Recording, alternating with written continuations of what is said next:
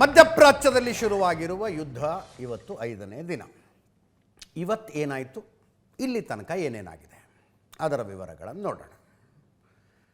12 ದೇಶಗಳ ಮಧ್ಯದಲ್ಲಿ 12 ದೇಶಗಳು ವರ್ಸಸ್ ಇರಾನ್ ನಡೀತಾ ಇರುವಂಥ ಯುದ್ಧ ಇದು. ಇಲ್ಲಿ ತನಕ ಸಾವಿನ ಸಂಖ್ಯೆ ಸುಮಾರು 1,000 ಆಗಿದೆಯಂತೆ. 1,000. ಅತಿ ಹೆಚ್ಚು ಅಫ್ಕೋರ್ಸ್ ಇರಾನ್ನಲ್ಲೇ ಆಗಿದೆ. ಇರಾನ್ ಮಣಿಯುವ ಲಕ್ಷಣಗಳು ಕಾಣಿಸ್ತಾ ಇಲ್ಲ. ಒಳಗಿಂದೊಳಗೆ ಏನಾಗಿದೆಯೋ ಗೊತ್ತಿಲ್ಲ. ಇಲ್ಲಿ ತನಕ ಮಣಿಯುವ ಲಕ್ಷಣಗಳು ಕಾಣಿಸ್ತಾ ಇಲ್ಲ. ಅದು ಡಿಪೆಂಡ್ ಆಗಿರೋದು ತನ್ನ ಹತ್ರ ಇರುವ ಮಿಸೈಲ್ಗಳು ಮತ್ತು ಡ್ರೋನ್ಗಳ ಮೇಲೆ. ಇವತ್ತಿನ ಯುದ್ಧದ ವಿಡಿಯೋಗಳು ಇರಾನ್ನ ಉರ್ಮಿಯಾ ಅನ್ನೋ ವಸತಿ ಪ್ರದೇಶದ ಮೇಲೆ ಇಸ್ರೇಲ್ ಅಮೆರಿಕ ಪಡೆಗಳು ದಾಳಿ ನಡೆಸಿದ್ವು. ಕಟ್ಟಡಗಳಿಗೆ ಇದು ಉರ್ಮಿಯಾ ಅನ್ನುವಂಥ ಒಂದು ಪ್ರದೇಶ ಇದು. ಇಸ್ರೇಲ್ ಒಂದು ಕಡೆ ಇರಾನ್ ಮೇಲೆ ದಾಳಿ ಮಾಡ್ತಾ ಇದೆ, ಇನ್ನೊಂದು ಕಡೆ ಲೆಬನಾನ್ ಮೇಲೆ ದಾಳಿ ಮಾಡ್ತಾ ಇದೆ. ಇರಾನ್ ಇಸ್ರೇಲ್ ಗಡಿ ಒಂದಕ್ಕೊಂದು ತಾಗಿಕೊಂಡಿಲ್ಲ, ಬಟ್ ಇಸ್ರೇಲ್ ಲೆಬನಾನ್ ಗಡಿ ಒಂದಕ್ಕೊಂದು ತಾಗಿಕೊಂಡಿದೆ. ಸುಮ್ಮನೆ ಮೊಬೈಲ್ ಒಂದ್ಸಲ ವರ್ಲ್ಡ್ ಮ್ಯಾಪ್ ನೋಡಿ. ಲೆಬನಾನ್ನ ಬೈರುತ್ ಮೇಲೆ ಇಸ್ರೇಲ್ ವಾಯುದಾಳಿ ನಡೆಸ್ತು. ಬೈರುತ್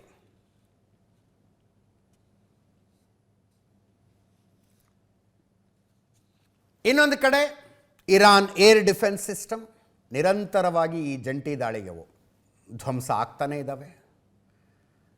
ಅಮೇರಿಕದ ಹಿರಿಯ ಅಧಿಕಾರಿಯೊಬ್ಬರ ಹೇಳಿಕೆಯನ್ನು ತೋರಿಸ್ತೇನೆ ನಾನು ನಿಮಗೆ.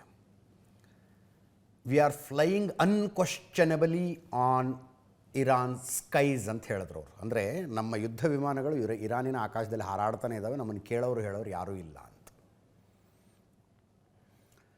ಇರಾನ್ನಲ್ಲೇ ಇಸ್ಫಹಾನ್ ಅನ್ನುವಂಥ ಪ್ರದೇಶ ಇಸ್ರೇಲಿನ ಏರ್ ಸ್ಟ್ರೈಕ್.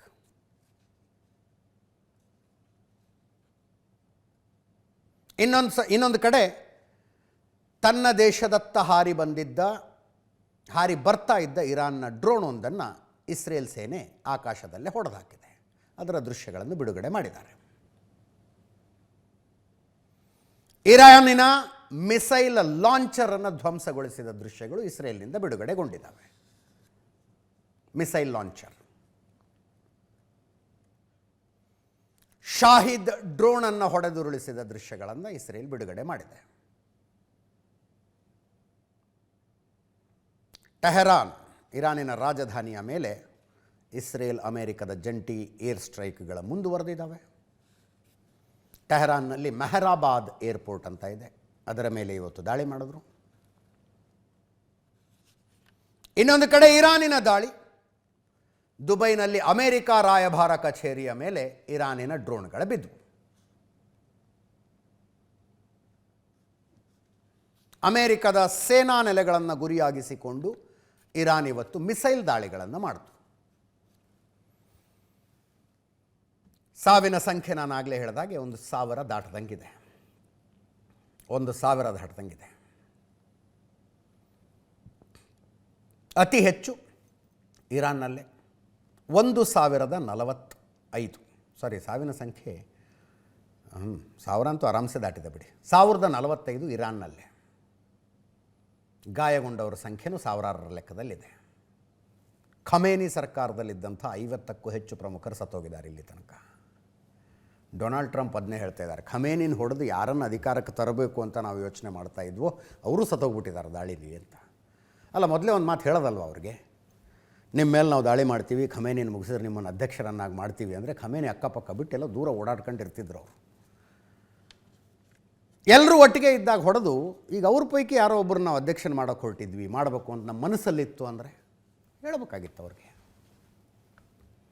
1045 ಇರಾನ್ನಲ್ಲಿ ಸಾವು. ಇನ್ನೊಂದು ಕಡೆ ಇಸ್ರೇಲ್ ಲೆಬನಾನ್ ಮೇಲೆ ನಡೆಸ್ತಾ ಇರುವ ದಾಳಿಯಲ್ಲಿ ಹೆಚ್ಚು ಕಡಿಮೆ 40 ಜನ ಸತ್ತೋಗಿದ್ದಾರೆ. ಇರಾನ್ ಇಸ್ರೇಲ್ ಮೇಲೆ ನಡೆಸಿದ ದಾಳಿಯಲ್ಲಿ 11 ಸಾವು. Iraq, Kuwait, Bahrain, United Arab Emirates, Oman ಎಲ್ಲ ಸೇರಿದ್ರೆ 8 ಜನ ಸತ್ತಿದ್ದಾರೆ.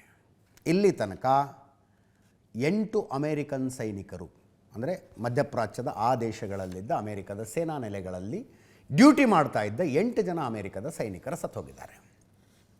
ನೋಡಿ, ಇರಾನ್ಗೆ ಸಾವುಗಳನ್ನು ಭರಿಸಿಕೊಳ್ಳೋದು ಅಂದರೆ ಪೊಲಿಟಿಕಲ್ ಜಸ್ಟಿಫಿಕೇಷನ್ ಕಷ್ಟ ಅಲ್ಲ. ಅಮೇರಿಕ ದಾಳಿ ಮಾಡಿಬಿಡ್ತು, ಇಸ್ರೇಲ್ ದಾಳಿ ಮಾಡಿಬಿಡ್ತು ಅಂತ ತಮ್ಮ ದೇಶದ ಜನರಿಗೆ ಹೇಳಕತ್ತಾರ ಅವರು. ಬಟ್ ಡೊನಾಲ್ಡ್ ಟ್ರಂಪ್ಗೆ ಭಾಳ ಕಷ್ಟ. ಭಾಳ ಫೇಮಸ್ ಮಾತಿದೆ, Trump is afraid of body bags ಅಂತ. ಅಂದರೆ ಹೆಣಗಳನ್ನು ಹೊತ್ತುಕೊಂಡು ಏನು ಬಾಡಿ ಬ್ಯಾಗ್ಗಳು ಹೋಗ್ತಾವಲ್ಲ, ಒಂದೊಂದು ಕೂಡ ಪೊಲಿಟಿಕಲ್ ಚಾಲೆಂಜ್ ಆಗುತ್ತೆ ಡೊನಾಲ್ಡ್ ಟ್ರಂಪ್ಗೆ. ಇನ್ನು ಡೇ 1 ಅಯಾತುಲ್ಲಾ ಖಮೇನಿಯನ್ನು ಹೊಡೆದಾಗ ಪಕ್ಕದಲ್ಲಿದ್ದಂಥ ಅವರ ರಕ್ಷಣಾ ಸಚಿವರು ಸತ್ತೋಗಿದ್ದರು. ರಕ್ಷಣಾ ಸಚಿವ ಸ್ಥಾನವನ್ನು ಖಾಲಿ ಬಿಡೋದಕ್ಕಾಗೋದಿಲ್ಲ. ಇಮಿಡಿಯೇಟ್ಲಿ ಹೊಸ ರಕ್ಷಣಾ ಸಚಿವ ಮಜೀದ್ರನ್ನು ನೇಮಕ ಮಾಡಲಾಯಿತು. ಒಂದೇ ದಿವಸದ ರಕ್ಷಣಾ ಸಚಿವರವರು. ಮಾರ್ಚ್ 1ನೇ ತಾರೀಕು ಖಮೇನಿಯನ್ನು ಹೊಡೆದಾಗ ಹಳೆಯ ರಕ್ಷಣಾ ಸಚಿವ ಅಮೀರ್ ನಾಸಿರ್ ಜಹದ್ ತೀರ್ಕೊಂಡ್ರು. ಅವರ ಜಾಗಕ್ಕೆ ಮಜೀದ್ ಎಬ್ನೆಲ್ ರೆಜಾ ಅಂತ ಅವ್ರನ್ನ ಆಯ್ಕೆ ಮಾಡಲಾಯಿತು. 3ನೇ ತಾರೀಕು ಅವರು ಹೊಡೆದ್ಬಿಟ್ರು. ಒಂದೇ ದಿನದ ರಕ್ಷಣಾ ಸಚಿವರು. ಮಜೀದ್ ನಿನ್ನೆ ನಡೆದ ದಾಳಿಯಲ್ಲಿ, ಇಸ್ರೇಲ್ ನಡೆಸಿದ ದಾಳಿಯಲ್ಲಿ ಹತ್ಯೆಗೊಳಗಾಗಿದ್ದಾರೆ. ಹಳೆಯ ರಕ್ಷಣಾ ಸಚಿವರು, ಹೊಸ ರಕ್ಷಣಾ ಸಚಿವರು, ಇಬ್ಬರ ಫೋಟೋ ನೋಡ್ತಾ ಇದ್ರಿ. ಇನ್ನೊಂದು ಕಡೆ ಟೆಹರಾನ್ನಲ್ಲಿ ಡಾಗ್ ಫೈಟ್ ಆಯಿತು. ಡಾಗ್ ಫೈಟ್ ಅಂದರೆ ನಾಯಿಗಳ ಜಗಳ ಅಲ್ಲ, ಏರ್ಫೋರ್ಸ್ ಭಾಷೆಯಲ್ಲಿ 2 ಯುದ್ಧ ವಿಮಾನಗಳ ಆಕಾಶದಲ್ಲೇ ಒಂದನ್ನೊಂದು ಬೆನ್ನು ಹತ್ಕೊಂಡು ಒಂದನ್ನೊಂದು ಧ್ವಂಸಗೊಳಿಸುವ ಪ್ರಯತ್ನ ಮಾಡಿದಾಗ ಡಾಗ್ ಫೈಟ್ ಅಂತಾರೆ. ಅಂಥದ್ದೊಂದು ಡಾಗ್ ಫೈಟ್ ಟೆಹರಾನಿನ ಆಕಾಶದಲ್ಲಿ ನಡೀತು. ಇದರಲ್ಲಿ ಅಮೆರಿಕದ F-35 ಯುದ್ಧ ವಿಮಾನ, ಇರಾನಿನ ಯಾಕ್ 130 ಯುದ್ಧ ವಿಮಾನ. F-35 ಅಮೆರಿಕದ ವಿಮಾನ ಇರಾನಿನ ಯಾಕ್ 130ಯನ್ನು ಹೊಡೆದುರುಳಿಸುವಲ್ಲಿ ಯಶಸ್ವಿಯಾಯಿತು. ಇದು ನೋಡಿ, ಒಂದು ಕಡೆ ಯುದ್ಧ ಏನೇನಾಗ್ತಾ ಇದೆ ಅನ್ನೋ ಅಪ್ಡೇಟು. ಇಡೀ ಪ್ರಪಂಚ ಅಥವಾ ಪ್ರಪಂಚವನ್ನು ಆಳುವಂಥವರು ಸೇನಾ ಕ್ಷಮತೆಯಲ್ಲಿ ಹೆಚ್ಚು ಆಸಕ್ತಿಯನ್ನು ಇಟ್ಕೊಂಡವರು ಯಾವ್ಯಾವ ಆಯುಧ ಹೆಂಗೆ ಕೆಲಸ ಮಾಡಿದ್ವು ಅನ್ನೋದರ ರಿಯಲ್ ಡೆಮಾನ್ಸ್ಟ್ರೇಷನ್ ಅನ್ಕೋತಾರೆ ಇವರು. For the first time F-35 ಇನ್ನೊಂದು ಯುದ್ಧ ವಿಮಾನ, ಅಂದರೆ ಮಾನವ ಸಹಿತ ಪೈಲಟ್ ಹಾರಿಸ್ತಾ ಇದ್ದ ಇನ್ನೊಂದು ಯುದ್ಧ ವಿಮಾನವನ್ನು ಬೆನ್ನು ಹತ್ಕೊಂಡು ಹೋಗಿ ಹೊಡೆದು ಹಾಕಿದ್ದು ಇದು ಫಸ್ಟ್ ಟೈಮ್. ಇದು ಫಾರ್ ದ ಫಸ್ಟ್ ಟೈಮ್.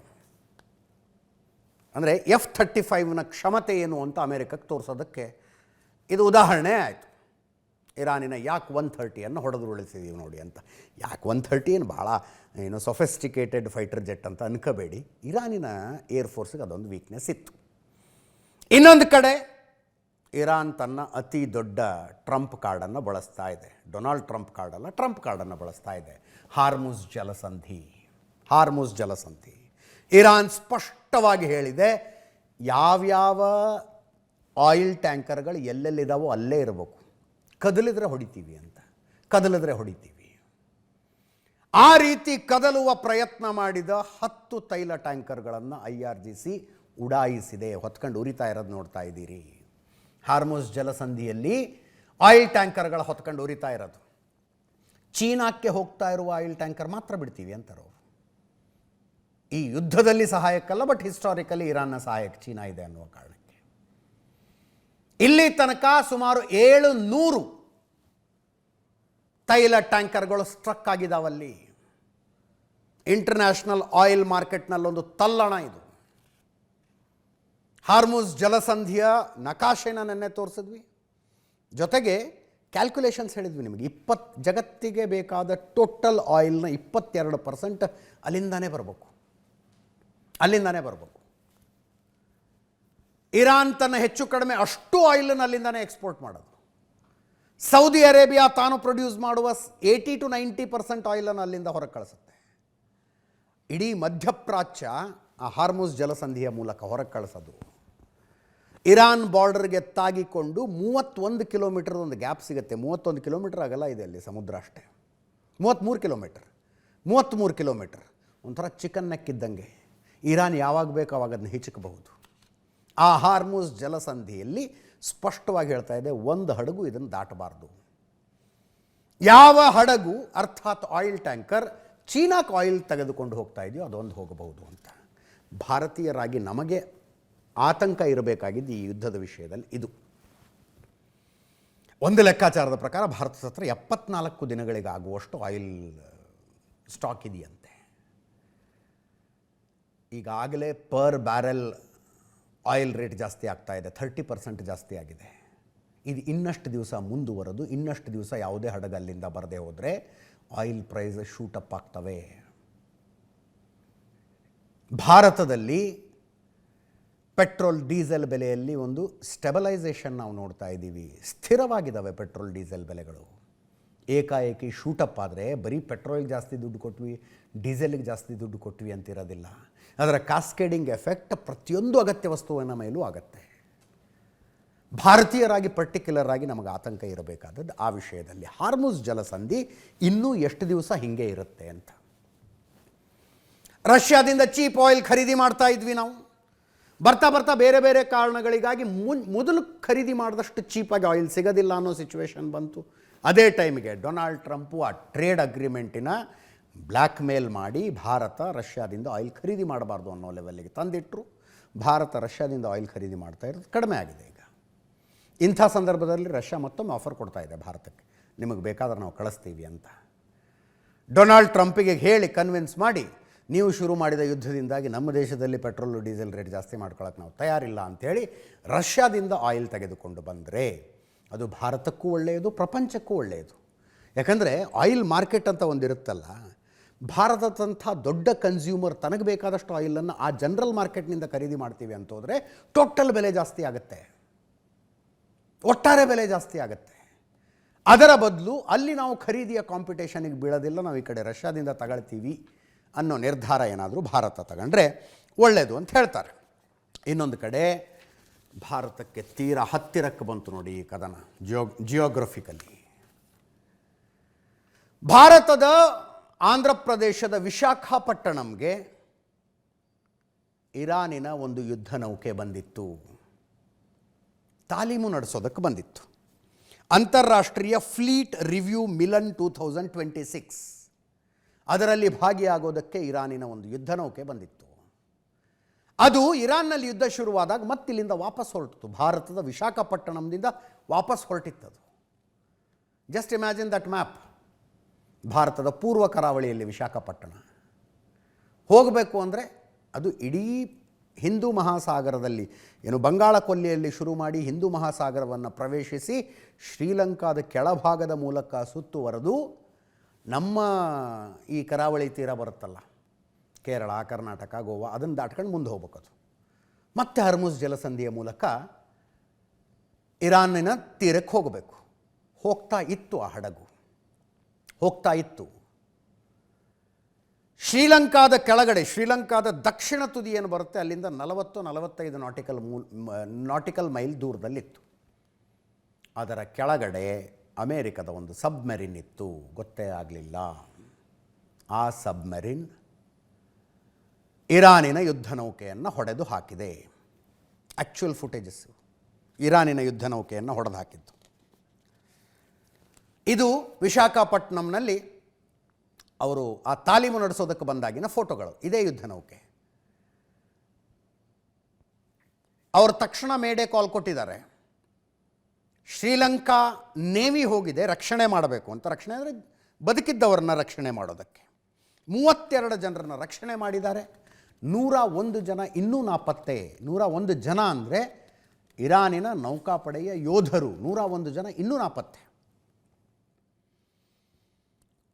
1 ಸಾವು ಖಚಿತ ಆಗಿದೆ, 78 ಮಂದಿ ಗಾಯ ಆಗಿದೆಯಂತೆ. ಅಮೇರಿಕ ಹೆಮ್ಮೆಯಿಂದ ಹೇಳ್ಕೊಳ್ತು ನಾವೇ ಹೊಡೆದಿದ್ದೀವಿ ಅಂತ. ಅದರ ಜೊತೆಗೆ ಅವರು ಇನ್ನೂ ಒಂದು ಮಾತನ್ನು ಹೆಮ್ಮೆಯಿಂದ ಹೇಳ್ಕೊಂಡ್ರು. ಸೆಕೆಂಡ್ ವರ್ಲ್ಡ್ ವಾರ್ ಆದ ನಂತರ, 2ನೇ ವಿಶ್ವ ಯುದ್ಧ ಆದ ನಂತರ ಫಾರ್ ದ ಫಸ್ಟ್ ಟೈಮ್ ಶತ್ರುಗಳ ನೌಕೆಯೊಂದನ್ನು ಇನ್ನೊಂದು ನೇವಿ ಹೊಡೆದು ಹಾಕಿದ್ದು ಫಾರ್ ದ ಫಸ್ಟ್ ಟೈಮ್ ಅಂತ. 2ನೇ ಮಹಾಯುದ್ಧದ ನಂತರ ಮೊದಲನೇ ಘಟನೆ ಇದು ಅಂತಿದ್ದಾರೆ ಅವರು. ಇದೆಲ್ಲದರ ಮಧ್ಯದಲ್ಲಿ ಇರಾನ್ ಹೊಸ ನಾಯಕನೊಬ್ಬನನ್ನು ಘೋಷಿಸಬೇಕಾಗಿತ್ತು, ಘೋಷಣೆ ಮಾಡಿದೆ. ಮತ್ತೊಬ್ಬ ಸುಪ್ರೀಂ ಲೀಡರ್. ಯಾರು? ಅಯಾತುಲ್ಲಾ ಖಮೇನಿ ಪುತ್ರ ಮೊಜ್ತಬಾ ಖಮೇನಿ. 56 ವರ್ಷದ ವ್ಯಕ್ತಿ ಅಯಾತುಲ್ಲಾ ಖಮೇನಿ 2ನೇ ಮಗ. ಈ ಘೋಷಣೆಯನ್ನು ಮಾಡಲೇಬೇಕಾಗಿತ್ತು. ಯಾಕಂದರೆ IRGCಯ ಒತ್ತಡ ಅಷ್ಟಿತ್ತು. ಇಸ್ಲಾಮಿಕ್ ರೆವಲ್ಯೂಷನರಿ ಗಾರ್ಡ್ಸ್ ಕಾರ್ಪ್ಸ್ನ ಒತ್ತಡ ಹಂಗಿತ್ತು. ಸರ್ವೋಚ್ಚ ನಾಯಕನನ್ನು ಆಯ್ಕೆ ಮಾಡಲೇಬೇಕು ಅಂತ. 2012ರಲ್ಲಿ ಕೊನೆಯ ಸಲ ಕಾಣಿಸಿಕೊಂಡ ನಂತರ ಮುಜ್ತಬಾ ಖಮೇನಿ ಹೆಂಗಿದ್ದಾರೆ ಅನ್ನೋದನ್ನು ಜಗತ್ತು ನೋಡೇ ಇರಲಿಲ್ಲ. ಈಗ ಬರ್ತಾ ಇರೋ ಫೋಟೋ. ಅರಾಫಿ ಅಯಾತುಲ್ಲಾ ಹಂಗಾಮಿ ಸುಪ್ರೀಂ ಲೀಡರ್ ಅನ್ನೋದಕ್ಕಾಗೋದಿಲ್ಲ, ಲೀಡರ್ ಆಗಿ ಆಯ್ಕೆಯಾಗಿದ್ದರು ಅರಾಫಿ ಅಯಾತುಲ್ಲಾ. IRGC ಅಬ್ಜೆಕ್ಷನ್ ಇತ್ತು, IRGC ಒಪ್ಪಲಿಲ್ಲ.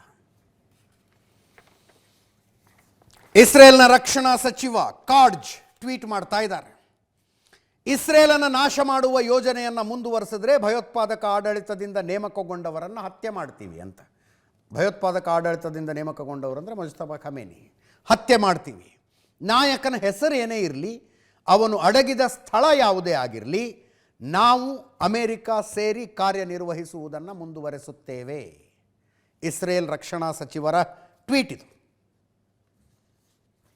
IRGC ಆಯ್ಕೆಯ ವ್ಯಕ್ತಿ ಮುಜ್ತಬಾ ಖಮೇನಿ, ಇರಾನಿನ ಹೊಸ ಸುಪ್ರೀಂ ಲೀಡರ್.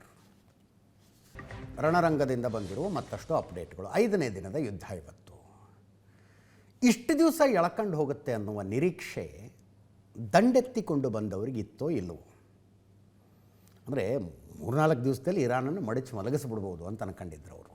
ಇರಾನ್ ಜಗ್ತಾ ಇಲ್ಲ. ಇರಾನ್ ಜೊತೆಗೆ 12 ದೇಶಗಳ ಯುದ್ಧ ಟೆಕ್ನಿಕಲಿ ರಾಂಗ್ ಅದು ಆ್ಯಕ್ಚುಲಿ. ಯಾಕಂದರೆ ಸುತ್ತಲಿನ ಸುನ್ನಿ ದೇಶಗಳ ತಮ್ಮ ರಕ್ಷಣೆಗೆ ತಾವು ಮಿಸೈಲ್ಗಳನ್ನು, ಏರ್ ಡಿಫೆನ್ಸ್ ಸಿಸ್ಟಮ್ನ ಆ್ಯಕ್ಟಿವೇಟ್ ಮಾಡ್ಕೊಂಡಿದ್ದಾವೆ, ಏರ್ ಫೋರ್ಸ್ಗಳನ್ನು ಆ್ಯಕ್ಟಿವೇಟ್ ಮಾಡ್ಕೊಂಡಿದ್ದಾವೆ. ಇರಾನಿನ ಏರ್ ಸ್ಪೇಸ್ ಒಳಗೆ ಬಂದು ಆ್ಯಕ್ಟಿವ್ ಆಗಿ ದಾಳಿಯನ್ನು ಅವು ಮಾಡ್ತಾ ಇಲ್ಲ. ಸೊ ಬೇಸಿಕಲಿ ಯುದ್ಧ ಅಂತ ಆಗ್ತಾ ಇರೋದು Iran versus America and Israel. America Israel ಒಂದು ಕಡೆ, ಇರಾನ್ ಒಂದು ಕಡೆ. ಉಳಿದಂತೆ ಇರಾನ್ ಅಕ್ಕಪಕ್ಕದ ಅಮೇರಿಕದ ನೌಕಾನೆಲೆಗಳ ಮೇಲೆ ದಾಳಿ ಮಾಡ್ತಾ ಇದೆ. ಆ ದಾಳಿ ನೌಕಾನೆಲೆಗಳಿಗೆ ಸೀಮಿತ ಆಗಿಲ್ಲ. ಅಮೇರಿಕದ ರಾಯಭಾರ ಕಚೇರಿಗಳು, ಅಮೇರಿಕನ್ನರು ಹೆಚ್ಚಾಗಿ ವಾಸ ಮಾಡ್ತಾ ಇದ್ದಂಥ ಅಪಾರ್ಟ್ಮೆಂಟ್ಗಳು, ಅಮೇರಿಕದ ಕಂಪನಿಗಳು ಇನ್ವೆಸ್ಟ್ ಮಾಡಿ ನಡೆಸ್ತಾ ಇದ್ದಂಥ ಸೌದಿ ಅರೇಬಿಯಾ, ಕತಾರ್ನ ಆಯಿಲ್ ರಿಫೈನರಿಗಳ ಮೇಲೆ ಆಗ್ತಾ ಇದೆ.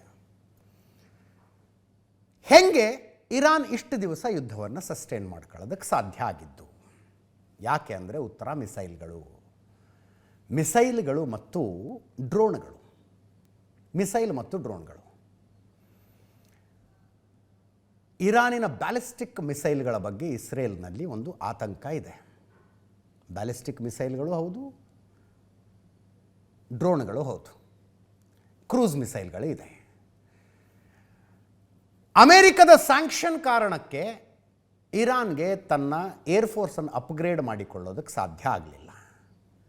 ಏರ್ ಡಿಫೆನ್ಸ್ ಸಿಸ್ಟಮನ್ನು ಅಪ್ಗ್ರೇಡ್ ಮಾಡಿಕೊಳ್ಳೋದಕ್ಕೆ ಸಾಧ್ಯ ಆಗಲಿಲ್ಲ. ರಷ್ಯಾ, ಚೀನಾ ಏನು ಕೊಟ್ಟಿದ್ವು ಅದರ ಮೇಲೆ ಜೀವನ ನಡೆಸಬೇಕಾಗಿ ಬಂತು. ಆದರೆ ಈ ಸಮಯದಲ್ಲಿ ಇರಾನ್ ಸುಮ್ಮನೆ ಕೂತ್ಕೊಂಡಿಲ್ಲ. ಇರಾನ್ ಡ್ರೋನ್ ಟೆಕ್ನಾಲಜಿಯನ್ನು ಡೆವಲಪ್ ಮಾಡ್ತು, ಮಿಸೈಲ್ ಟೆಕ್ನಾಲಜಿಯನ್ನು ಡೆವಲಪ್ ಮಾಡ್ತು. ಈಗ ಕೈ ಹಿಡಿತಾ ಇರೋದು ಇದು. ಡ್ರೋನ್ ಟೆಕ್ನಾಲಜಿ, ಮಿಸೈಲ್ ಟೆಕ್ನಾಲಜಿ ಇರಾನಿನ ಕೈ ಹಿಡಿತಾ ಇದೆ. ಒಂದು ಅಂದಾಜಿನ ಪ್ರಕಾರ 3,000ಕ್ಕೂ ಹೆಚ್ಚು ಬ್ಯಾಲಿಸ್ಟಿಕ್ ಕ್ಷಿಪಣಿಗಳ ಸಂಗ್ರಹ ಮಾಡಿಟ್ಕೊಂಡಿತ್ತು ಇರಾನ್. ಇವತ್ತಲ್ಲ ನಾಳೆ ಬೇಕಾಗ್ತವೆ ಇವು ಅಂತ. ಇಲ್ಲಿ ತನಕ 500 ಕ್ಷಿಪಣಿಗಳನ್ನು ಬಳಸಿದೆ, ಅದಷ್ಟೇ. 500 ಕ್ಷಿಪಣಿಗಳು ಮಾತ್ರ. ಇಲ್ಲಿ ನೋಡ್ತಾ ಇದ್ದೀರಲ್ಲ, ಇವು ಡ್ರೋನ್ಗಳು. ಡ್ರೋನ್ ಎಷ್ಟು ರೆಡಿ ಮಾಡಿ ಇಟ್ಕೊಂಡಿದ್ದಾರೋ ಗೊತ್ತಿಲ್ಲ, ಬಟ್ ಒಂದು 2,000 ಡ್ರೋನ್ ಇಲ್ಲಿ ತನಕ ಬಳಸಿದ್ದಾರೆ. ಒಂದು ತಿಂಗಳಿಗೆ ಅವರ ಕೆಪಾಸಿಟಿ 300 ಮಿಸೈಲ್ಗಳನ್ನು ಪ್ರೊಡ್ಯೂಸ್ ಮಾಡೋದಂತೆ. 300 ಮಿಸೈಲ್ಗಳನ್ನು ಒಂದು ತಿಂಗಳಿಗೆ ಇರಾನ್ ಪ್ರೊಡ್ಯೂಸ್ ಮಾಡುತ್ತೆ. ಇದರಲ್ಲಿ ಕ್ಯಾಚ್ ಇರೋದೇನೆಂದರೆ, ಇವರು ಡ್ರೋನೇ ಹಾರಿಸ್ಲಿ, ಇವರು ಮಿಸೈಲೇ ಹಾರಿಸ್ಲಿ, ಅವುಗಳನ್ನು ಆಕಾಶದಲ್ಲಿ ಹೊಡೆದುರುಳಿಸಬೇಕು ಅಂದರೆ ಇಸ್ರೇಲು ಮತ್ತು ಅಕ್ಕಪಕ್ಕದ ಅಷ್ಟು ಸುನ್ನಿ ದೇಶಗಳು ಏರ್ ಡಿಫೆನ್ಸ್ ಸಿಸ್ಟಮನ್ನು ಆ್ಯಕ್ಟಿವೇಟ್ ಮಾಡಲೇಬೇಕು. ಆ ಏರ್ ಡಿಫೆನ್ಸ್ ಸಿಸ್ಟಮ್ ಆಕ್ಟಿವೇಟ್ ಆಗಿ ಆಕಾಶದಲ್ಲಿ ಬಂದಂಥ ಒಂದು ಮಿಸೈಲನ್ನು ಹೊಡೆಯೋದಕ್ಕೆ, ಆ ಮಿಸೈಲ್ ಹೊಡೆಯೋದಕ್ಕೆ ಇವರು ಆ್ಯಂಟಿ ಮಿಸೈಲ್ ಟೆಕ್ನಾಲಜಿಯ ಇನ್ನೊಂದು ಮಿಸೈಲನ್ನು ಹಾರಿಸಿದ್ರೆ 36 ಕೋಟಿ ರೂಪಾಯಿ ಹೋಯಿತು. ಇಂಡಿಯನ್ ಕರೆನ್ಸಿಲಿ ಹೇಳ್ತಾ ಇದ್ದೀನಿ ನಾನು ಇದನ್ನು. ಇರಾನ್ ತಯಾರು ಮಾಡಿಬಿಡುವ ಡ್ರೋನ್ 18 ಲಕ್ಷ ರೂಪಾಯಿಗೆ ತಯಾರು ಮಾಡ್ತದೆ. ಇಂಡಿಯನ್ ಕರೆನ್ಸಿಲಿ ಹೇಳ್ತಾ ಇದ್ದೀನಿ. 18 ಲಕ್ಷ ರೂಪಾಯಿಗೆ ಒಂದು ಡ್ರೋನ್ ತಯಾರು ಮಾಡಿಬಿಡುತ್ತದು. 18 ಲಕ್ಷ ರೂಪಾಯಿಯ ಡ್ರೋನನ್ನು ಹೊಡಿಬೇಕಂದ್ರೂ ಅಮೇರಿಕಾ, ಇಸ್ರೇಲು 36 ಕೋಟಿ ರೂಪಾಯಿಯ ಆ್ಯಂಟಿ ಮಿಸೈಲ್ ಡ್ರೋನನ್ನು ಬಿಡಬೇಕು. ಆ್ಯಂಟಿ ಮಿಸೈಲನ್ನು ಬಿಡಬೇಕದು. ಏರ್ ಡಿಫೆನ್ಸ್ ಸಿಸ್ಟಮ್ನಿಂದ ಮಿಸೈಲ್ ಬಿಡಬೇಕು. ಅಂದರೆ 18 ಲಕ್ಷ ವರ್ಸಸ್ 36 ಕೋಟಿ. 18 ಲಕ್ಷ ವರ್ಸಸ್ 36 ಕೋಟಿ. ಇರಾನಿನ ಹತ್ರ ಇರುವ ಮೋಸ್ಟ್ ಸೊಫೆಸ್ಟಿಕೇಟೆಡ್ ಡ್ರೋನ್ 42 ಲಕ್ಷದಲ್ಲಿ ತಯಾರಾಗುತ್ತೆ. ಅವರು 18 ಲಕ್ಷದ್ದೇ ಡ್ರೋನ್ ಬಿಡಲಿ, 42 ಲಕ್ಷದ್ದೇ ಡ್ರೋನ್ ಬಿಡಲಿ, ಇವರು 36 ಕೋಟಿಯ ಮಿಸೈಲ್ ಹಾರಿಸಲೇಬೇಕು. That is why war becomes costlier for the aggressor. ಯಾವಾಗಲೂ ಹಾಗೆ, ಕೊಲ್ಲಬೇಕು ಅಂತ ಬಂದವರು ಇನ್ನೊಂದು ಕಡೆ ಬದುಕಬೇಕು ಅಂತ ಇರುವವರು. ಇಲ್ಲಿ ಕೊಲ್ಲಬೇಕು ಅಂತ ಬಂದವರು ಇಸ್ರೇಲ್ ಮತ್ತು ಅಮೇರಿಕಾ. ಅವರು ಈಸಿಯಾಗಿ ಏರ್ ಡಿಫೆನ್ಸ್ ಸಿಸ್ಟಮನ್ನು ಹೊಡೆದಾಕ್ಬಿಟ್ರು. ಏರ್ ಡಿಫೆನ್ಸ್ ಸಿಸ್ಟಮ್ಮು, ರಡಾರು, ಅವರ ಯುದ್ಧ ವಿಮಾನಗಳು, ಅವರ ಏರ್ಫೋರ್ಸ್ ಸ್ಟೇಷನ್ಗಳು ಎಲ್ಲನೂ ಹೊಡೆದಾಕ್ಬಿಟ್ರು. ಈಗ ಹೊಡೆಯಬೇಕು ಅಂತ ನಿಂತಿರೋದು ಇರಾನ್. ಹೊಡೆಯಬೇಕು ಅಂತ ನಿಂತಿರೋರ ಖರ್ಚು ಕಡಿಮೆ ಇದೆ, ರಕ್ಷಿಸಿಕೊಳ್ಳಬೇಕು ಅಂತ ನಿಂತಿರೋ ಇಸ್ರೇಲಿ ಖರ್ಚು ಜಾಸ್ತಿ ಆಗ್ತಾ ಇದೆ. ಇರಾನ್ ಇಷ್ಟು ದಿವಸ ಮಿಲಿಟ್ರಿಲಿ ಏನು ಪ್ರಿಪೇರ್ ಆಯಿತು ಅನ್ನೋ ಪ್ರಶ್ನೆಗೆ ಉತ್ತರ ನೋಡಿ. ಇದು 300 ಕಿಲೋಮೀಟರ್ನಿಂದ ಹಿಡಿದು 2000 ಕಿಲೋಮೀಟರ್ ತನಕ ಸಾಗಬಲ್ಲಂಥ ಕ್ಷಿಪಣಿಗಳನ್ನು ತಯಾರು ಮಾಡಿಟ್ಕೊಂಡಿದೆ. ಇವರ ಡ್ರೋನ್ಗಳು 2500 ಕಿಲೋಮೀಟರ್ ದೂರ ಹೋಗ್ತವೆ. ತುಂಬ ಕಡಿಮೆ ಖರ್ಚಿನಲ್ಲಿ ಡ್ರೋನು ಮಿಸೈಲ್ಗಳನ್ನು ಮಾಡುವ ಟೆಕ್ನಾಲಜಿ ಕಂಡುಕೊಂಡಿದ್ದಾರೆ ಅವರು. ಮತ್ತು ಒಂದು ಸ್ಮಾಲ್ ಸ್ಕೇಲ್ ಇಂಡಸ್ಟ್ರಿ ರೀತಿಯಲ್ಲಿ ಕಂಟಿನ್ಯೂಸ್ ತಯಾರು ಮಾಡ್ತಾನೆ ಇದ್ದಾರೆ. ಖಂಡಾಂತರ ಕ್ಷಿಪಣಿ 70 ಲಕ್ಷದಲ್ಲಿ ತಯಾರು ಮಾಡುತ್ತೆ Iran. It is cheapest. 70 lakh ರೂಪಾಯಲ್ಲಿ ಒಂದು ಖಂಡಾಂತರ ಕ್ಷಿಪಣಿ ತಯಾರಾಗುತ್ತೆ. ಆ ಖಂಡಾಂತರ ಕ್ಷಿಪಣಿಯನ್ನು ಹೊಡಿಬೇಕಂದ್ರೆ 36 ಕೋಟಿಯ ಮಿಸೈಲ್ನೇ ಬಿಡಬೇಕು. 36 ಕೋಟಿಯ ಮಿಸೈಲ್. ಬ್ಯಾಲಿಸ್ಟಿಕ್ ಮಿಸೈಲ್ಗಳಿದ್ದಾವೆ, ಕ್ರೂಸ್ ಮಿಸೈಲ್ಗಳಿದ್ದಾವೆ. Ballistic missiles and cruise missiles basically difference ಏನು? ಬ್ಯಾಲಿಸ್ಟಿಕ್ ಮಿಸೈಲ್ಗೆ ರಾಕೆಟ್ ಎಂಜಿನ್ ಹಾಕಿರ್ತಾರೆ. ಕ್ರೂಸ್ ಮಿಸೈಲ್ನಲ್ಲಿ ಜೆಟ್ ಎಂಜಿನ್ ಇರುತ್ತೆ. ಬ್ಯಾಲಿಸ್ಟಿಕ್ ಮಿಸೈಲ್ಗೆ ಅದರದೇ ಆದಂಥ ಆಕ್ಸಿಜನ್ ವ್ಯವಸ್ಥೆ ಬೇಕು. ಕ್ರೂಸ್ ಮಿಸೈಲಿಗೆ ಬೇಕಾಗಿಲ್ಲ. ಕ್ರೂಸ್ ಮಿಸೈಲ್ ಭೂಮಿಯ ಮಟ್ಟದಿಂದ 100 ಕಿಲೋಮೀಟರ್ ಹೈಟ್ನಲ್ಲಿ ಹಾರ್ಕೊಂಡು ಹೋಗುತ್ತೆ. ಬ್ಯಾಲಿಸ್ಟಿಕ್ ಮಿಸೈಲ್ ಹಾಗಲ್ಲ. ಅದು ರಾಕೆಟ್ ರೀತಿಯಲ್ಲಿ ಲಾಂಚ್ ಆಗಿ ಆಕಾಶದ ಎತ್ತರಕ್ಕೆ ಹೋಗಿ, ಫಾರ್ ಎಕ್ಸಾಂಪಲ್ 1200 ಕಿಲೋಮೀಟರ್ ತನಕ ಹೋಗುತ್ತೆ ಬ್ಯಾಲಿಸ್ಟಿಕ್ ಮಿಸೈಲು. ಈ ಇಂಟರ್ನ್ಯಾಷನಲ್ ಸ್ಪೇಸ್ ಸ್ಟೇಷನ್ ಇದೆಯಲ್ಲ, ಅದು ಭೂಮಿಯಿಂದ 400 ಕಿಲೋಮೀಟರ್ ಎತ್ತರದಲ್ಲಿ ಹಾರಾಡ್ತಾ ಇದೆ. ನಮ್ಮ ಇತ್ತೀಚೆಗೆ ಉತ್ತರ ಪ್ರದೇಶದ ಹುಡುಗ ಪೈಲಟ್ ಹೋಗಿ ಬಂದ್ರಲ್ಲ, 400 ಕಿಲೋಮೀಟರ್ ದೂರದಲ್ಲಿ. But ballistic missile it can go up to 1200 kilometre. ಅಷ್ಟು ಎತ್ತರಕ್ಕೆ ಹೋಗಿ ತನ್ನ ಗುರಿಯ ಕಡೆ ಕೆಳಗೆ ಬೀಳಕ್ಕೆ ಶುರು ಮಾಡುತ್ತೆ. ಅದು ಕೆಳಗೆ ಬೀಳಕ್ಕೆ ಶುರು ಮಾಡುತ್ತೆ. ಬ್ಯಾಲಿಸ್ಟಿಕ್ ಮಿಸೈಲ್ನ ಒಂದು ಡ್ರಾಬ್ಯಾಕ್ ಏನಂದರೆ, ಯಾವ ದೇಶದ ಮೇಲೆ ಬೀಳಬೇಕು ಅಂತ ಹೋಗ್ತಾ ಇರುತ್ತಲ್ಲ, ಆ ದೇಶದ ರಡಾರಿಗೆ ಸ್ವಲ್ಪ ಬೇಗ ಗೊತ್ತಾಗುತ್ತೆ ಅದು ಬರ್ತಾ ಇದೆ ಅನ್ನೋದು. ಕ್ರೂಸ್ ಮಿಸೈಲ್ ಹಾಗಲ್ಲ. ಕ್ರೂಸ್ ಮಿಸೈಲ್ ಭೂಮಿಯಿಂದ 100 ಕಿಲೋಮೀಟರ್ ಎತ್ತರದಲ್ಲಿ ಕ್ರೂಸ್ ಅಂದರೆ ನೀವು ಕಾರ್ನಲ್ಲಿ ಕ್ರೂಸ್ ಹಾಕ್ಕೊಂಡು ಹೋಗ್ತಿರ್ತೀವಿ ನಾವು ಅವಾಗವಾಗ ಹೈವೇನಲ್ಲಿ ಹೋಗುವಾಗ. ಒಂದೇ ಸ್ಪೀಡ್ನಲ್ಲಿ ಹೋಗ್ತಾ ಇರುತ್ತೆ. ಬೇಗ ಗೊತ್ತಾಗೋದಿಲ್ಲ ಶತ್ರುಗಳ ರಡಾರ್ಗೆ. ಆ ಕ್ರೂಸ್ ಮಿಸೈಲು ಇಸ್ರೇಲಿನ ನಿದ್ದೆಗೆಡಿಸ್ತಾ ಇದೆ. ಅಂಥ ಸಿರೀಸ್ ಆಫ್ ಮಿಸೈಲ್ಗಳನ್ನು, ಡ್ರೋನ್ಗಳನ್ನು ತಯಾರು ಮಾಡಿ ಇಟ್ಕೊಂಡಿದೆ ಇರಾನ್. ಅದರ ಭಂಡಾರ ಖಾಲಿ ಆಗ್ತಾನೇ ಇಲ್ಲ. ಅದು ಇಟ್ಕೊಂಡಿರೋದು ಎಲ್ಲಿ? ಭೂಮಿಯ ಒಳಗೆ ಮಿಸೈಲ್ ಸಿಟಿ ಅಂತ ಮಾಡ್ಕೊಂಡಿದ್ದಾರಂಥವ್ರು. ಅಂದರೆ ಕಿಲೋಮೀಟರ್ ಗಟ್ಟಲೆ ಸುರಂಗಗಳನ್ನು ಕುರಿದು ಆ ಸುರಂಗದಲ್ಲಿ ಇಟ್ಕೊಂಡಿದ್ದಾರೆ. ಅದರ ಫೋಟೋಗಳು ಬರ್ತಾ ಇದ್ದಾವೆ.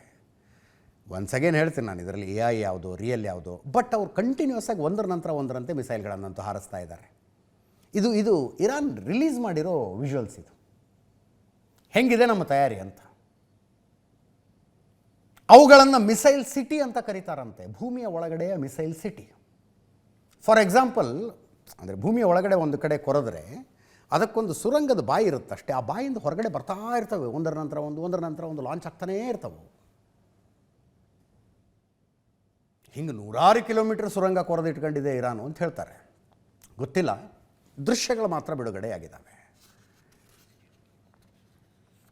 ಇಂಥ ಒಂದು 100 ಮಾಡ್ಕೊಂಡಿದ್ದಾರಂಥವ್ರು. ಅಂದರೆ ಟೋಟಲ್ ಅದರ ಲೆಂಗ್ತು 106 ಕಿಲೋಮೀಟರ್ ಆಗುತ್ತೆ ಅಂತ ಟೋಟಲ್ ಲೆಂಗ್ತ್ ಹಾಕಿದ್ರೆ. 1980ಇಂದಲೇ ಇವುಗಳನ್ನು ತಯಾರಿಸೋದಕ್ಕೆ ಶುರು ಮಾಡಿತ್ತು, ಇವುಗಳ ನಿರ್ಮಾಣ ಶುರು ಮಾಡಿತ್ತು ಇರಾನ್. 300 ಕಿಲೋಮೀಟರ್ನಿಂದ 3000 ಕಿಲೋಮೀಟರ್ ತನಕ ಹೋಗಬಲ್ಲಂಥ ಮಿಸೈಲ್ಗಳಿದ್ದಾವೆ ಅವ್ರ ಹತ್ರ. ಡ್ರೋನ್ಗಳು 2500 ಕಿಲೋಮೀಟರ್ ಹೋಗ್ತವೆ. ಸ್ಪೆಷಲಿ ಶಾಹಿದ್ ಅಂತ ಒಂದು ಇದೆ ಅವ್ರ ಹತ್ರ. ಅದು ಅವರ ಬತ್ತಳಿಕೆಯಲ್ಲಿನ ಅತ್ಯಂತ ಡ್ರೆಡೆಡ್ ಡ್ರೋನ್. ಅದು ಶಾಹಿದ್. ಇದು ಶಾಹಿದ್ ಡ್ರೋನಿನ ವಿಡಿಯೋಗಳಿವು. 2500 ಕಿಲೋಮೀಟರ್ ಹೋಗುತ್ತಿದ್ದು. ಈ ಮಿಡ್ಲ್ ಈಸ್ಟ್ನ ಬೇರೆ ಬೇರೆ ದೇಶಗಳಲ್ಲಿದ್ದ ಅಮೇರಿಕದ ಸೇನಾ ನೆಲೆಗಳ ಮೇಲೆ ದಾಳಿ ಮಾಡಿದ್ದೇ ಶಾಹಿದ್. ಅಷ್ಟು ಅಕ್ಕಪಕ್ಕದ ಅಷ್ಟು ದೇಶಗಳನ್ನು ತಲುಪಬಲ್ಲಂಥ ಕ್ಷಮತೆ ಇದೆ ಅದಕ್ಕೆ. ಈ ಶಾಹಿದ್ನ ಬೇಸಿಕ್ ಮಾಡೆಲ್ನ 18 ಲಕ್ಷದಲ್ಲಿ ತಯಾರು ಮಾಡ್ತಾರೆ ಅವರು. ಅದರ ಸೂಪರ್ ಮಾಡೆಲ್ ತಯಾರು ಮಾಡೋದಕ್ಕೆ ಖರ್ಚು ಮಾಡೋದು 42 ಲಕ್ಷ ರೂಪಾಯಿ ಇಂಡಿಯನ್ ಕರೆನ್ಸಿಲಿ. 42 ಲಕ್ಷ ರೂಪಾಯಿಯಲ್ಲಿ ಅದರ ಫುಲ್ ಫ್ಲೆಡ್ಜ್ಡ್ ಮಾಡೆಲ್ ತಯಾರು ಮಾಡಿಬಿಡ್ತಾರೆ. ಇದು ತಲೆ ಕೆಡಿಸಿರೋದು. 18 ಲ್ಯಾಕ್ಸ್ ವರ್ಸಸ್ 36 crores. ಯೋಚನೆ ಮಾಡಿ ನೀವು. 18 ಲಕ್ಷದಲ್ಲಿ ಅವರೊಂದು ಡ್ರೋನ್ ಬಿಡ್ತಾರೆ. ಅದನ್ನು ಹೊಡಿಬೇಕಂದ್ರೆ 36 ಕೋಟಿ ರೂಪಾಯಿ ಮಿಸೈಲ್ ಬಿಡಬೇಕು. ಅವರು ಒಂದು ತಿಂಗಳಿಗೆ 300 ಮಿಸೈಲ್ ತಯಾರು ಮಾಡ್ತಾರೆ ಇರಾನ್ನವರು. ಅಮೇರಿಕ ತನ್ನ ಅಷ್ಟು ಕ್ಷಮತೆಯನ್ನು ಹಾಕಿದ್ರೆ 6 ಮಿಸೈಲ್ ತಯಾರು ಮಾಡುತ್ತಂತೆ. ಅದು ಯಾಕಷ್ಟು ಹಿಂದುಳಿದಿದ್ದಾರೆ, ಇದರ ಅವಶ್ಯಕತೆ ಬೀಳೋದಿಲ್ಲ ಅಂದ್ಕೊಂಡಿದ್ರೋ ಏನೋ, ಅಥವಾ ಇರಾನ್ ತನ್ನ ಅಷ್ಟು ಸಾಮರ್ಥ್ಯವನ್ನು ಇಷ್ಟು ವರ್ಷಗಳಲ್ಲಿ ಇವುಗಳ ನಿರ್ಮಾಣಕ್ಕೆ ಹಾಕ್ತಾ ಇರಬಹುದು. ಆ ಕಾರಣಕ್ಕೆ ಯುದ್ಧ ಡ್ರ್ಯಾಗ್ ಆಗ್ತಾ ಇದೆ. ಶಾಹಿದ್ಗಳ ಬಂದರೆ ತತ್ತರಗುಟ್ಟುವಂಥ ಪರಿಸ್ಥಿತಿ ಬರ್ತಾ ಇದೆ ಇವರಿಗೆ. ಎಷ್ಟು ಅಂತ ಹೊಡಿತೀರಿ? ಸೇಮ್ ಪ್ರಾಬ್ಲಮ್ ಇದ್ದದ್ದು ಇಸ್ರೇಲಿನ iron dome system. Israel iron dome ಅನ್ನುವಂಥ ಒಂದು ಸಿಸ್ಟಮ್ ಹಾಕ್ಕೊಂಡಿದೆ. ಅದರ ಬಗ್ಗೆ ನಾನು ತುಂಬ ಸಲ ಮಾತಾಡಿದ್ದೀನಿ. ಕಂಡು ಕಾಣದಂತಿರುವ ಒಂದು ದೊಡ್ಡ ಗುಮ್ಮಟ ಅದು. ಇಸ್ರೇಲ್ನ ಕಡೆ ಯಾವುದಾದ್ರೂ ಕ್ಷಿಪಣಿ ಬರ್ತಾ ಇದೆ, ಡ್ರೋನ್ ಬರ್ತಾ ಇದೆ ಅಂತಂದರೆ ಇದು ಅಲರ್ಟ್ ಮಾಡುತ್ತೆ. ಅಲರ್ಟ್ ಮಾಡಿ ಒಂದು ಮಿಸೈಲ್ ಲಾಂಚ್ ಮಾಡುತ್ತೆ. ಆಕಾಶದಲ್ಲಿ ಆ ಮಿಸೈಲನ್ನು, ಆ ಡ್ರೋನನ್ನು ಬೆನ್ನತ್ಕೊಂಡು ಹೊಡೆದು ಬರುತ್ತೆ. ಅದಕ್ಕೆ ಹಮಾಸ್ ಭಯೋತ್ಪಾದಕ ಸಂಘಟನೆಯವರು ಏನು ಮಾಡಿದ್ರು ಅಂದರೆ ಸುಸ್ತು ಮಾಡೋದು. ಇಸ್ರೇಲನ್ನು ಸುಸ್ತು ಮಾಡೋದಪ್ಪ. ಇದೇ ಗಾಜಾ ಸ್ಟ್ರಿಪ್ ಒಳಗಡೆ ಇಸ್ರೇಲಿಗರು ಗಾಜಾದ ಜನರಿಗೆ ಕುಡಿಯೋದಕ್ಕೆ ನೀರಿಗೆ ಅಂತ ಪೈಪ್ಲೈನ್ ಹಾಕಿ ನಲ್ಲಿ ಹಾಕಿಕೊಟ್ಟಿದ್ರು, ನಳ ಹಾಕ್ಕೊಟ್ಟಿದ್ರು. ಹಮಾಸ್ನವ್ರು ಏನು ಮಾಡಿದ್ರು, ಅವನ್ನೆಲ್ಲ ಕಿತ್ಬಿಟ್ರು. ಪೈಪ್ ಇದ್ವಲ್ಲ, 1 ಇಂಚು, 1.5 ಇಂಚು, 2 ಇಂಚು, ಅಬ್ಬಬ್ಬ ಅಂದರೆ 3 ಇಂಚಿನ ಪೈಪ್ಗಳು, ಮೆಟಲ್ ಪೈಪ್ಗಳು. ಆ ಪೈಪ್ ತಗೊಂಡು ಲೋಕಲ್ ವೆಲ್ಡರ್ಗಳು ಅದಕ್ಕೊಂದು ಸ್ಟ್ಯಾಂಡ್ ಮಾಡಿ 2 ರೆಕ್ಕೆ ಅಂಟಿಸಿದ್ರು. ಅದರ ತುದಿಗೆ ಡಿಟೋನೇಟರ್ ಇಟ್ಟು ಲೋಕಲ್ ಕ್ರೂಡ್ ಬಾಂಬ್ ಒಂದು ಮಾಡಿದ್ರು. ಕ್ರೂಡ್ ಬಾಂಬ್ ಮಾಡಿ ಆ ಪೈಪ್ ಒಳಗೆ ಸಕ್ಕರೆ ಮತ್ತು ಯೂರಿಯಾದ ಮಿಶ್ರಣ ತುಂಬುತ್ತಿದ್ರು. ತುಂಬಿ ನೀವು ಆ ಕಡೆ ಓಡಾಡಿದಾಗ ಗೊತ್ತಾಗುತ್ತೆ ನಿಮಗೆ, ಅಂದರೆ ಎಷ್ಟು ಕ್ಲೋಸ್ ಇದೆ ಅಂಥದ್ದು ಗಾಜಾ ಮತ್ತು ಇಸ್ರೇಲ್ನ ಬಾರ್ಡ್ರು. ಸುಮ್ಮನೆ ಇಸ್ರೇಲ್ ಕಡೆ ಹಿಂಗೆ ಕೆಳಗೆ ಬೆಂಕಿ ಹಚ್ಚಿಬಿಟ್ಬಿಡೋದು. ಅದರದ್ದು ಕೆಪಾಸಿಟಿ ಜಾಸ್ತಿ ಇರ್ತಿರಲಿಲ್ಲ. ಯೂರಿಯಾ ಮತ್ತು ಸಕ್ಕರೆಯ ಮಿಶ್ರಣ ಅದಷ್ಟೇ. ಸುಮ್ಮನೆ ಹೋಗಿ ಒಂದು 90-100 ಮೀಟರ್ ತನಕ ಹೋಗಿ ಅಷ್ಟರಲ್ಲಿ ಅದರದ್ದು ಫ್ಯೂಯಲ್ ಮುಗಿದು ಬಿಟ್ಟಿರ್ತಿತ್ತು. ಅದು ಸುಮ್ಮನೆ ಇಸ್ರೇಲ್ ಕಡೆ ಹಿಂಗೆ ಬಾಗಿ ಬೀಳ್ತಾ ಹೋಗೋದು. ಅವ್ರದ್ದು ಇಡೀ ಐರನ್ ಡೋಮ್ ಸಿಸ್ಟಮ್ ಆ್ಯಕ್ಟಿವೇಟ್ ಆಗಿಬಿಡ್ತಿತ್ತು. ಅಂದರೆ ಗೊತ್ತಿಲ್ಲ ಅಲ್ಲ ಏನು ಬರ್ತಾಯಿದೆ ಆ ಕಡೆಯಿಂದ ಅಂತ. ಇವರು ನೀರಿನ ಪೈಪ್ನಲ್ಲಿ ಮಾಡಿ ಹಾಕಿದಂಥ ಕ್ರೂಡ್ ರಾಕೆಟ್ ಬರ್ತಾ ಇದೆಯೋ ಅಥವಾ ಇರಾನ್ ಕೊಟ್ಟಂಥ ಶಾಹಿದ್ ಡ್ರೋನೇ ಬರ್ತಾ ಇದೆಯೋ ಯಾರಿಗೆ ಗೊತ್ತು. ಇಸ್ರೇಲಿನ ಐರನ್ ಡೋಮ್ ಸಿಸ್ಟಮ್ ಇಮಿಡಿಯೇಟಾಗಿ ಆ್ಯಕ್ಟಿವೇಟ್ ಆಗಿ ಹೋಗೋದನ್ನ ಆಕಾಶದಲ್ಲಿ ಹೊಡಿತಿತ್ತು. ಹೊಡೆದ ಮೇಲೆ ಗೊತ್ತಾಗ್ತಿತ್ತು, ಅಯ್ಯೋ ಇದ್ರ ಕೈಯಲ್ಲಿ ಏನೂ ಮಾಡೋಕ್ಕಾಗ್ತಿರಲಿಲ್ಲ, ಹೊಡೆದು ಬಿಟ್ವಿ ಅಂತ. ಬಟ್ ಅಷ್ಟರಲ್ಲಿ ಕೋಟ್ಯಂತರ ಖರ್ಚಾಗ್ಬಿಡೋದು ಅವ್ರಿಗೆ, ಕೋಟ್ಯಂತರ ರೂಪಾಯಿ ಖರ್ಚಾಗ್ಬಿಟ್ಟಿರೋದು. ಹಿಂಗೆ ಮಾಡಿ ಇಸ್ರೇಲನ್ನು ಹಮಾಸ್ ಭಯೋತ್ಪಾದಕ ಸಂಘಟನೆ ಸುಸ್ತು ಮಾಡಿಬಿಡ್ತು. ಅದಕ್ಕೊಂದು ಉತ್ತರ ಕಂಡ್ಕೋಬೇಕಾಗಿತ್ತು, ಪರಿಹಾರ ಬೇಕಲ್ಲ. ಎಷ್ಟು ಅಂತ ಹಿಂಗೆ ಹೊಡ್ಕೊಂತಿರ್ತಾರೆ ಇವರು. ಇಸ್ರೇಲ್ ಈಗ ಗೋಲ್ಡನ್ ಡೋಮ್ ಅನ್ನುವಂಥ ಇನ್ನೊಂದು ಸಿಸ್ಟಮನ್ನು ಡೆವಲಪ್ ಮಾಡಿದೆ. ಮೊನ್ನೆ ನಮ್ಮ ಪ್ರಧಾನಿ ನರೇಂದ್ರ ಮೋದಿ ಅವರು ಹೋದಾಗ ಅದರ ಖರೀದಿಯ ಮಾತುಕತೆಗಳು ನಡೀತವೆ ಅಂತ ಸುದ್ದಿ ಇತ್ತು. ಗೋಲ್ಡನ್ ಡೋಮ್ ಏನು ಮಾಡುತ್ತೆ, ಇಲ್ಲಿಂದ ಮಿಸೈಲ್ ಲಾಂಚ್ ಮಾಡೋದಿಲ್ಲ, ಅದು ಲೇಸರ್ ಲೈಟ್ ಬಿಡುತ್ತಷ್ಟೇ. ಲೇಸರ್ ಲೈಟು ಕರೆಕ್ಟಾಗಿ ಬರ್ತಾ ಇರುವ ಡ್ರೋನು ಮಿಸೈಲಿಗೆ ಗುರಿ ಇಟ್ಟು ಲೇಸರ್ ಬಿಡ್ತಾರೆ. ಅದು ತುಂಬ ಪವರ್ಫುಲ್ ಲೈಟ್ ಇರುತ್ತೆ. ಅದು ಆಕಾಶದಲ್ಲಿ ಸುಟ್ಟು ಬಿಡುತ್ತೆ, ಮಿಸೈಲು ಸುಟ್ಟು ಬಿಡುತ್ತೆ. ಇವರಿಗಾಗುವ ಖರ್ಚು ಎಷ್ಟು ಇವ್ರು ಲೆಕ್ಕ ಹಾಕ್ತಾಯಿದ್ರು ನಾವು ಲಾಸ್ಟ್ ಟೈಮ್ ಹೋದಾಗ. ಲಿಟ್ಲ್ ಮೋರ್ ದೆನ್ $10 ಅಂತಾರೆ ಅವರು. ಅಂದರೆ ಒಂದನ್ನು ಬಳಸಿದ್ರೆ ನೀವು ಇಂಡಿಯನ್ ಕರೆನ್ಸಿಲಿ ಹೇಳಿದರೆ ಅಬ್ಬಬ್ಬ ಅಂದರೆ 100-150 ರೂಪಾಯಿ ಒಂದು ಲೈಟ್ ಬೀಮ್ ಬಿಡೋಕ್ಕೆ. ಆ ಟೆಕ್ನಾಲಜಿ ಏನಾದರೂ ಡೆವಲಪ್ ಆದರೆ ಅವ್ರದ್ದು ಖರ್ಚು ಕಡಿಮೆ ಆಗುತ್ತೆ. ಈ ಥರದ ಹೋರಾಟ ಮಾಡುವ ಖರ್ಚು ಕಡಿಮೆ ಆಗುತ್ತೆ. ಅದರ್ವೈಸ್ ಈಗ ದುಡ್ಡು ಸುಟ್ಟಂಗಿದು. 36 ಕೋಟಿ ಒಂದು ಬಟನ್ ಒತ್ತಿದ್ರೆ 36 ಕೋಟಿ ಹೋಯಿತು ಅಂದರೆ ಇನ್ನೇನು ಕಥೆ ಇದು. ಇರಾನ್ ಸರ್ಕಾರಿ ಸ್ವಾಮ್ಯದ ಹೇಸಾ ಅಂತ ಒಂದು ಆರ್ಗನೈಸೇಷನ್ ಇದೆ, ನಮ್ಮಲ್ಲಿ DRDO ಇದೆಯಲ್ಲ ಹಾಗೆ. ಜೊತೆಗೆ ಶಾಹಿದ್ ಏವಿಯೇಷನ್ ಇಂಡಸ್ಟ್ರೀಸ್ ಎರಡೂ ಸೇರ್ಕೊಂಡು ಶಾಹಿದ್ ಡ್ರೋನನ್ನು ಡೆವಲಪ್ ಮಾಡಿದ್ದಾವೆ. 2021ರಲ್ಲಿ ಮೊದಲನೇ ಸಲ ಶಾಹಿದನ್ನು ಡೆವಲಪ್ ಮಾಡಿದ್ರು. ಅದರ ಟೆಸ್ಟ್ ಯಶಸ್ವಿ ಆದ ತಕ್ಷಣ ಇಂಡಸ್ಟ್ರಿಯಲ್ ಸ್ಕೇಲ್ನಲ್ಲಿ ಪ್ರೊಡಕ್ಷನ್ಗೆ ನಿಂತ್ಕೊಂಡ್ಬಿಡ್ತು ಇರಾನ್. ಇಂಡಸ್ಟ್ರಿಯಲ್ ಸ್ಕೇಲ್ನಲ್ಲಿ ಪ್ರೊಡಕ್ಷನ್. ಕೆಲವು ಶಾಹಿದ್ನ ಮಾಡೆಲ್ಗಳನ್ನು ರಷ್ಯಾದವರು ಕೂಡ, ಅಂದರೆ ರಷ್ಯಾ ಇರಾನ್ ಜಂಟಿ ಉತ್ಪಾದನೆ ಕೂಡ ಆಗಿದ್ದಾವೆ. ಅಲ್ಲಿ ಹಿಂದುಗಡೆ ಕಾಣಿಸ್ತಿದೆಯಲ್ಲ ಜೆಟ್ ಎಂಜಿನ್ ಅದರದ್ದು, ಆ ಡ್ರೋನಿನ ಜೆಟ್ ಎಂಜಿನ್ ಅದು.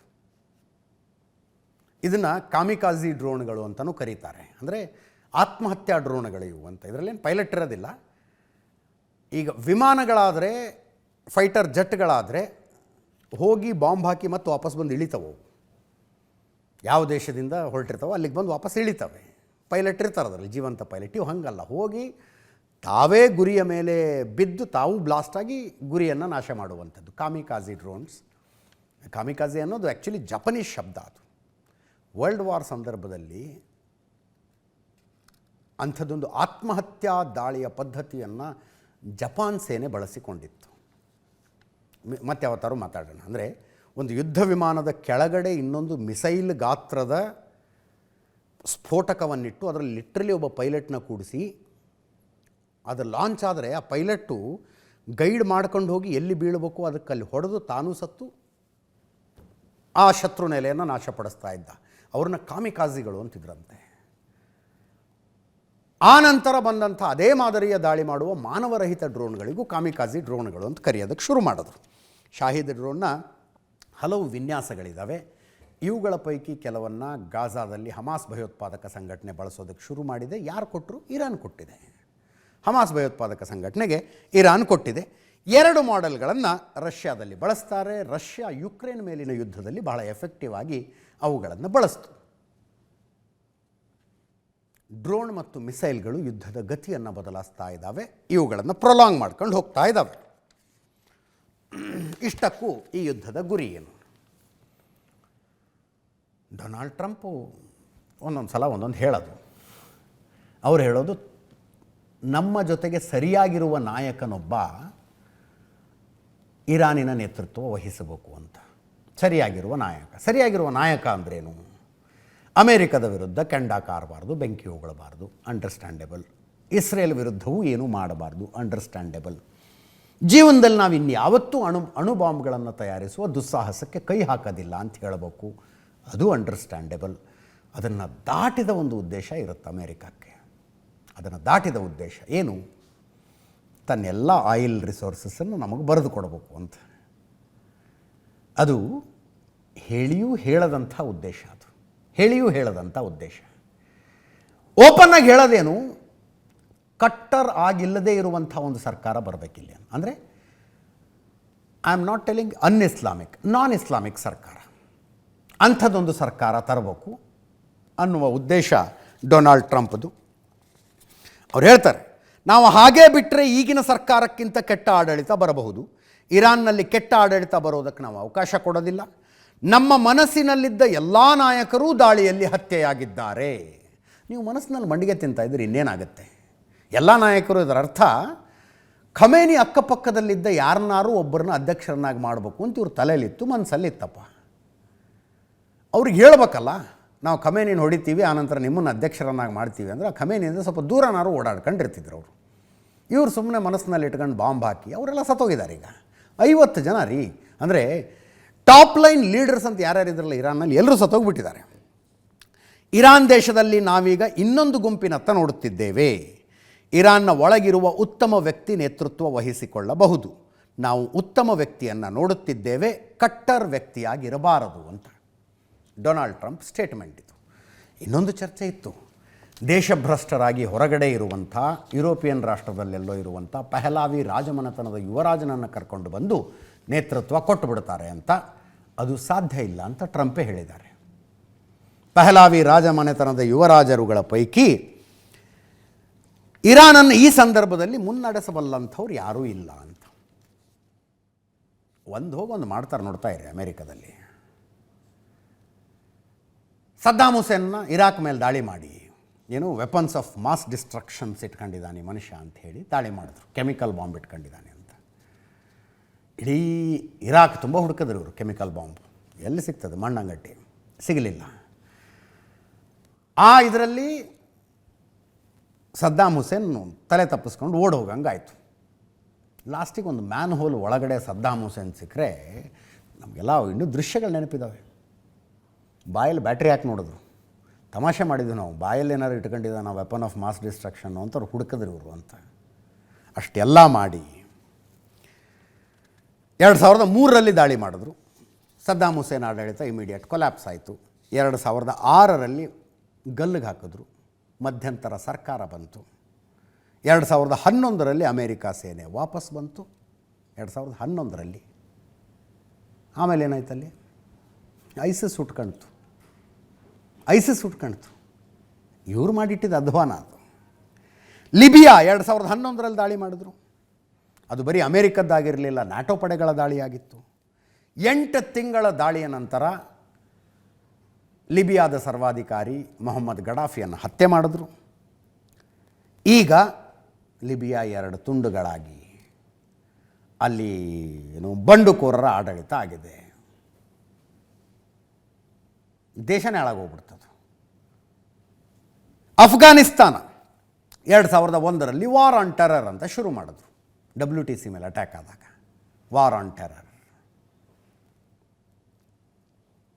ತಾಲಿಬಾನಿ ಆಡಳಿತ ಇತ್ತಲ್ಲಿ. ಕಿತ್ತೆಸೆದರು ತಾಲಿಬಾನನ್ನು. ವರ್ಷಗಳ ಕಾಲ ಯುದ್ಧ ಮಾಡಿದ್ರು. 20 ವರ್ಷ ಅಮೇರಿಕಾ ಸೇನೆ ಅಫ್ಘಾನಿಸ್ತಾನದಲ್ಲಿತ್ತು. ಲಾಸ್ಟಿಗೆ ಹೊಡೆದಾಕಿದ್ರು. ಬಿನ್ ಲಾಡನ್ ಇಡೀ ಅಫ್ಘಾನಿಸ್ತಾನದ ತುಂಬ ಇವರು ಹುಡುಕೊಂಡು ಓಡಾಡ್ತಾ ಇದ್ದರೆ ಆ ಮನುಷ್ಯ ಪಾಕಿಸ್ತಾನದಲ್ಲಿ ಅಬೋತಾಬಾದ್ನಲ್ಲಿ ಸೈನಿಕ ನೆಲೆಯ ಪಕ್ಕದಲ್ಲಿ ಒಂದು ಬಂಗ್ಲೆಯಲ್ಲಿ ಆರಾಮಾಗಿದ್ದ. ಆತನನ್ನು ಅಲ್ಲಿ ತನಕ ಹುಡುಕೊಂಡು ಹೊಡೆದು ಬಂದರು.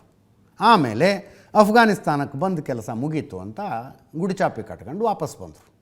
ಬಂದ ಮೇಲೆ ಮತ್ತೆ ಅಲ್ಲಿ ತಾಲಿಬಾನಿ ಆಡಳಿತ.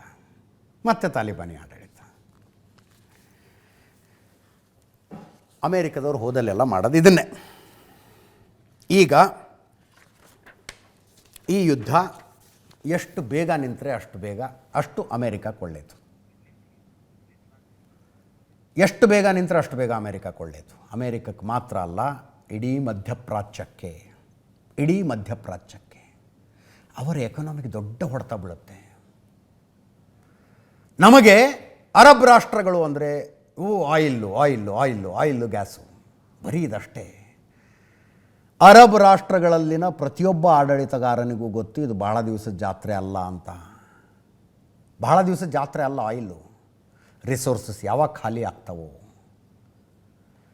ಇಡೀ ಜಗತ್ತು ನಿಧಾನಕ್ಕಾಗಿ ಪೆಟ್ರೋಲು ಡೀಸೆಲ್ ಇಲ್ಲದೆ ಇರುವಂಥ ಎನರ್ಜಿ ಮೂಲವೊಂದನ್ನು ಕಂಡುಕೊಂಡರೆ ನಿಮ್ಮ ಆಯಿಲ್ ತಗೊಂಡು ಯಾರಿಗೇನಾಗಬೇಕು ಅಂತ ಅಂದುಬಿಟ್ರೆ ಅದಕ್ಕೆ ಅವರು ಇನ್ಕಮನ್ನು ಡೈವರ್ಸಿಫೈ ಮಾಡಿಕೊಂಡು ಈ ದೇಶಗಳು, ಸ್ಪೆಷಲಿ ದುಬೈ. ಎಷ್ಟೆಲ್ಲ ಕೇಳ್ತೀವಿ ನಾವು ದುಬೈ ಬಗ್ಗೆ. ನಿಮ್ಮಗಳ ಪೈಕಿ ಕೆಲವರು ಅಲ್ಲಿಗೆ ಹೋಗಿರಬಹುದು. You think Dubai is running on oil? Gas oil ಮಾರ್ಕೊಂಡು ದುಬೈ ಹಂಗಾಗ್ತಿದೆಯಾ? ನೋ. ಅವರು ತಮ್ಮ ಇನ್ಕಮನ್ನು ಡೈವರ್ಸಿಫೈ ಮಾಡ್ಕೊಂಡಿದ್ದಾರೆ. ದೊಡ್ಡ ಪ್ರಮಾಣದಲ್ಲಿ ಟೂರಿಸಮ್ ಇದೆ ಅವರ ಹತ್ರ. ರಿಯಲ್ ಎಸ್ಟೇಟ್ ಇದೆ. ತುಂಬ ಕಡಿಮೆ ಕಾರ್ಪೊರೇಟ್ ಟ್ಯಾಕ್ಸ್ ತಗೋತಾರೆ ಅವರು.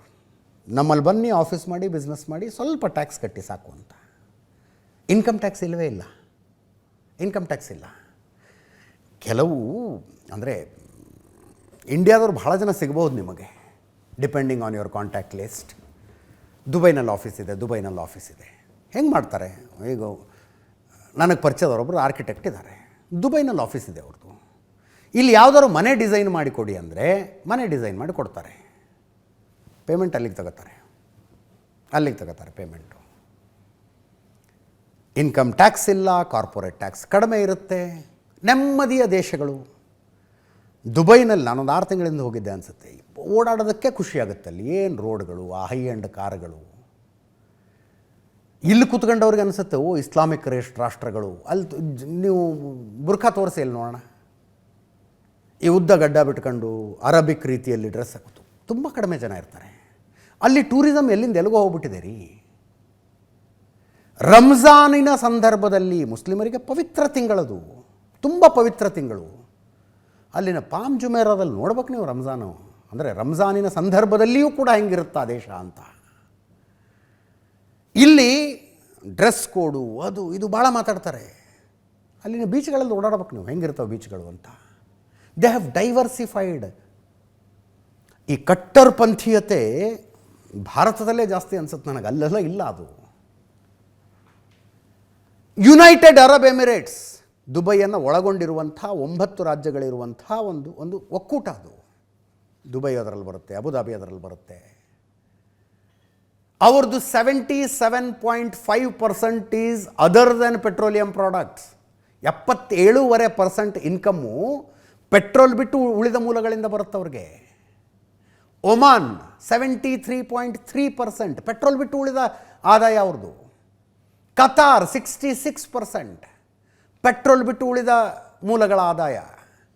ಸೌದಿ ಅರೇಬಿಯಾ, ಎಲ್ಲಿ ಇಸ್ಲಾಂ ಜನ್ಮ ತಾಳಿತು, ಎಲ್ಲಿ ಮೊಹಮ್ಮದ್ ಪೈಗಂಬರ್ ಸಲ್ಲಲ್ಲಾಹು ಅಲೈಹಿ ವಸಲ್ಲಂ ಹುಟ್ಟಿದರು, ಎಲ್ಲಿ ಅವರಿಗೆ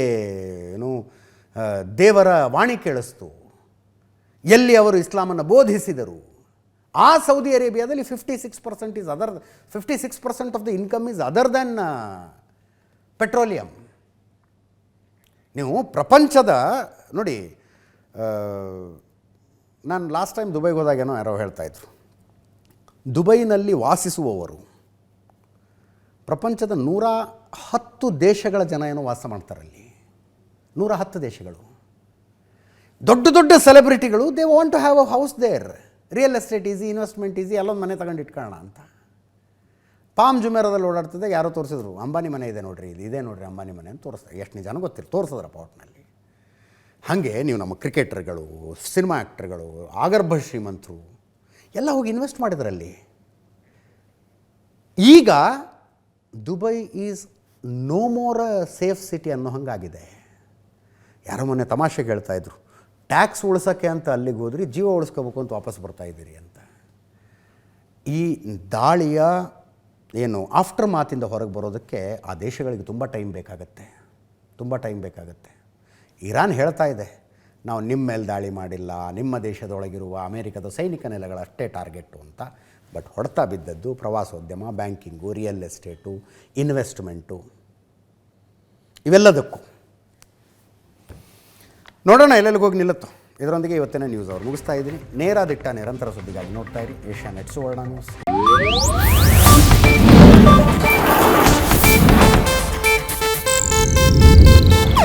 ಇದು ಏಷ್ಯಾನೆಟ್ ನ್ಯೂಸ್ ನೆಟ್ವರ್ಕ್ ಪ್ರಸ್ತುತಿ.